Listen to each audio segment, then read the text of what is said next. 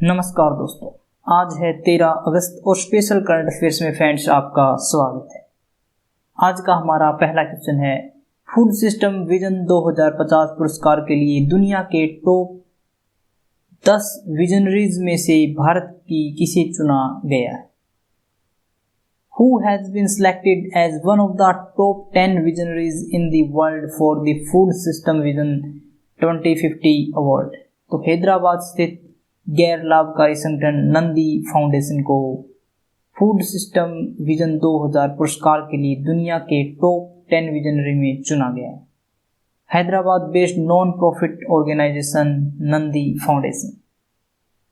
इस पुरस्कार के रूप में नंदी फाउंडेशन को $2 लाख की पुरस्कार राशि प्रदान की गई है। नंदी फाउंडेशन को यह पुरस्कार अराकू, वर्धा और नई दिल्ली के क्षेत्रों में अराकूनोमिक्स मॉडल की सफलता के कारण प्रदान किया गया है। नंदी फाउंडेशन पिछले लगभग 20 वर्षों से अराकूनोमिक्स मॉडल के आधार पर अराकू, हैदराबाद में आदिवासी किसानों के साथ कार्य कर रहा है।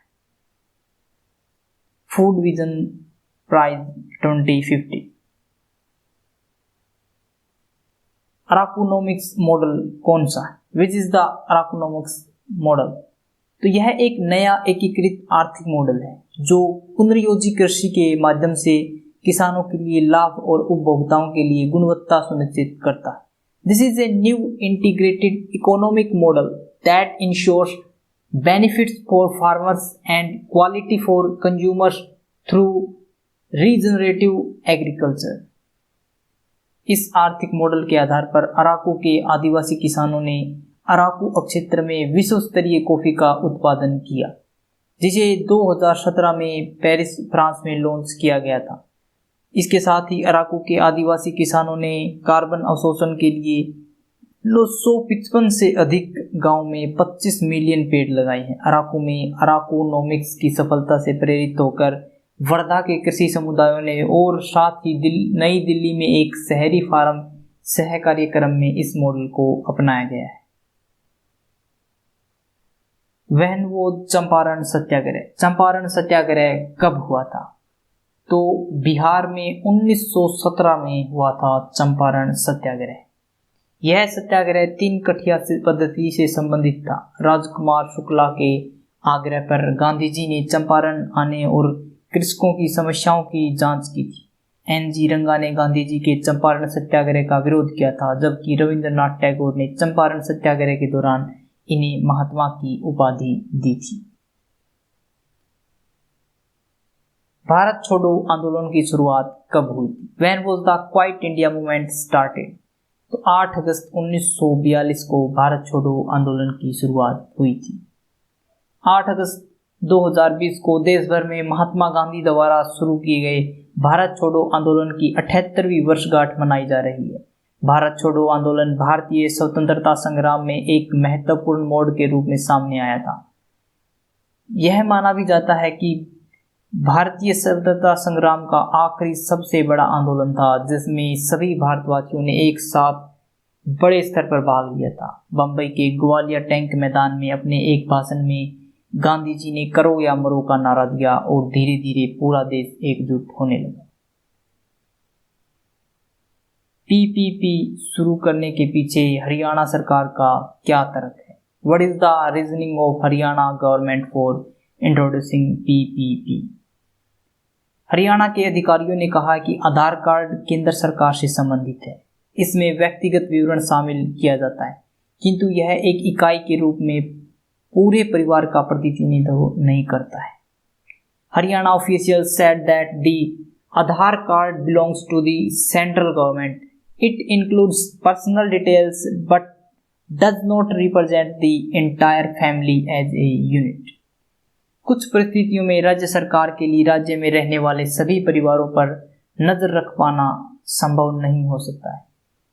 वर्तमान में राशन कार्ड प्रणाली मौजूद है, किंतु यह अद्यतन नहीं है और इसमें पर्याप्त पारिवारिक रिकॉर्ड शामिल नहीं है। पीपीपी के साथ राज्य सरकार के लिए सभी राज्य निवासियों का एक पूरा डेटाबेस बनाए रखना आसान होगा। शुरुआती तौर पर हरियाणा सरकार ने पहले ही पीपीपी को 3 सामाजिक सुरक्षा योजनाओं वृद्धा सम्मान भत्ता, दिव्यांग पेंशन और विधवा एवं निराश्रित महिला पेंशन योजना से जोड़ा है।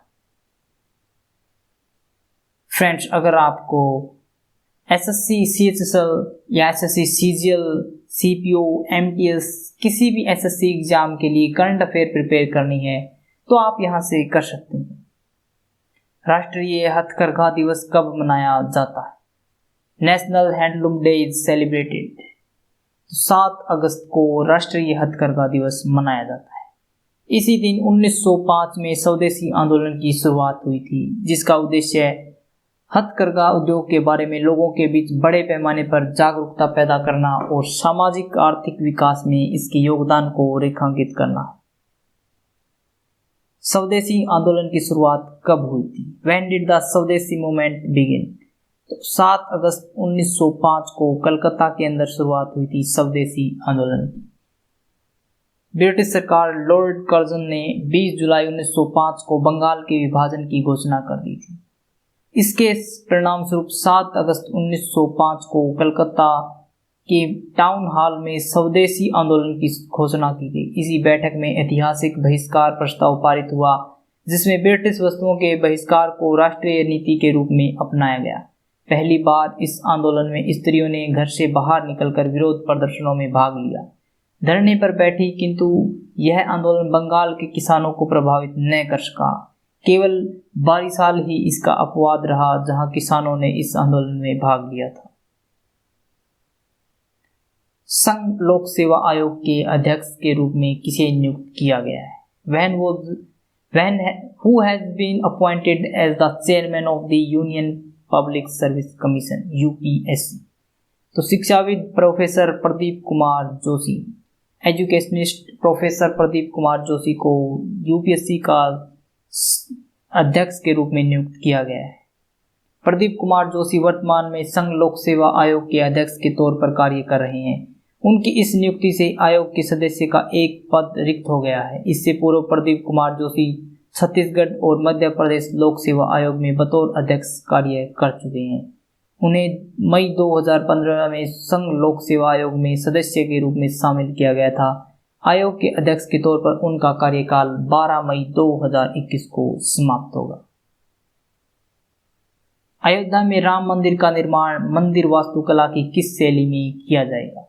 इन which style of temple architecture will the Ram temple be built in Ayodhya? तो अयोध्या में राम मंदिर का निर्माण मंदिर वास्तुकला की नागर शैली में किया जाएगा, जिसमें 5 गुंबद होंगे।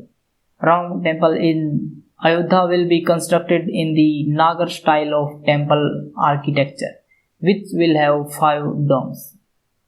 नागर शब्द नगर से बना है। सर्वप्रथम नगरों के निर्माण में इस शैली के प्रयोग होने के कारण इसे मंदिर वास्तुकला की नागर शैली कहते हैं। यह संरचनात्मक मंदिर स्थापत्य की एक शैली है जो हिमालय से लेकर विंध्य पर्वत तक के क्षेत्रों में प्रचलित थी। 8वीं से 13वीं शताब्दी के बीच उत्तर भारत के मौजूदा शासकों द्वारा पर्याप्त संरक्षण दिया गया। नागर शैली की पहचान विशेषताओं में समतल छत से उठती हुई शिखर की प्रधानता पाई जाती है। इसे अनुप्रास्थिक एवं उत्थापन समन्वय भी कहा जाता है। नागर शैली के मंदिर आधार से शिखर तक चतुष्कोणीय होते हैं। ये मंदिर ऊंचाई में 8 भागों में बांटे गए हैं, जिनके नाम इस प्रकार हैं: मूल, गर्भगृह, मशरक, जंघा, कपोत, शिखर, गल, वर्तुलाकार, आमलक और कुंभ। नागर शैली में मंदिर का निर्माण आमतौर पर एक उत्कीर्ण मंच पर किया जाता है, जिसे जगती कहा जाता है। मंडप गर्भगृह इसके ठीक सामने मौजूद होता है। ये शिखर से शोभित होते हैं जो गर्भगृह के ठीक ऊपर होते हैं। सफलता की खुशियां मनाना ठीक है, लेकिन असफलताओं से सबक सीखना अधिक महत्वपूर्ण। आप किसी कार्य में सफल होते हैं या आप कोई अच्छा कार्य करते हैं तो उसकी सफलता की आप खुशी मनाइए, अच्छी बात है, उसको सेलिब्रेट करना। लेकिन जब आप असफल होते हैं तो उससे अगर आप सबक नहीं लेंगे तो यह आपके जीवन का कह सकते हैं एक बड़ा आपके पतन का कारण तक बन सकता है। असफलताओं से सबक सीखना सबसे अधिक महत्वपूर्ण है, बजाय सफलता की खुशी मनाने से भी। Question of the day friends, स्वदेशी आंदोलन की शुरुआत कहाँ से हुई थी? ऑप्शन ए है Lahore, option B Delhi, option C Bengal और ऑप्शन डी कोलकाता। कहाँ से हुई थी स्वदेशी आंदोलन की शुरुआत?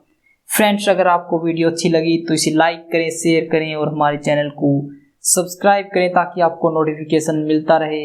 अगर फ्रेंड्स आपको इसकी पीडीएफ चाहिए तो आप हमारे टेलीग्राम ग्रुप से डाउनलोड कर सकते हैं, जिसका लिंक हमने डिस्क्रिप्शन बॉक्स में दिया हुआ है। आज के लिए इतना ही फ्रेंड्स, थैंक्स फॉर वॉचिंग।